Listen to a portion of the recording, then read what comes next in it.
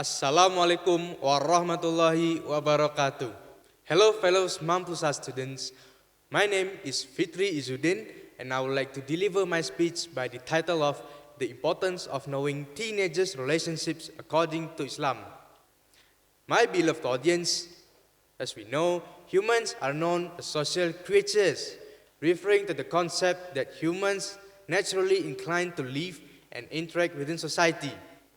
Unfortunately, in modern times, human interaction is increasingly uncontrollable. Many teenagers today are falling into free association without shame. Many of them also have minimal morals.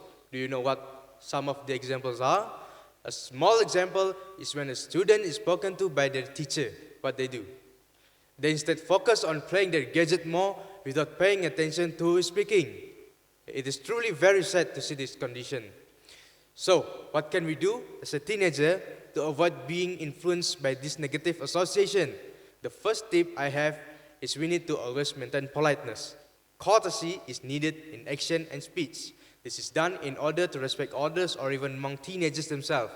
The second one is understand and comprehend. Two traits that can have a positive effects, namely the establishment of friendship for quite a long time. Number three, encouraging toward goodness. Always encouraging toward goodness can increase faith and pity to Allah subhanahu wa ta'ala. A teenager is expected to always be a companion for their friends, to always encourage toward the path of goodness. Number four, help each other. In socializing, an attitude of helping each other is needed. In addition, it is also accompanied by a broad mind attitude. The last one is strive for knowledge. As a youngster or a teenager, seeking knowledge is the most important thing to do before we enter adulthood. As Nabi Muhammad SAW said, whoever goes out in search of knowledge, he is on the path of Allah until he returns.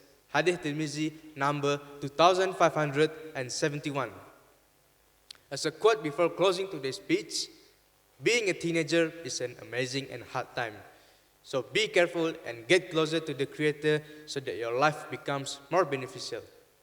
I think that's all from me today for today's speech.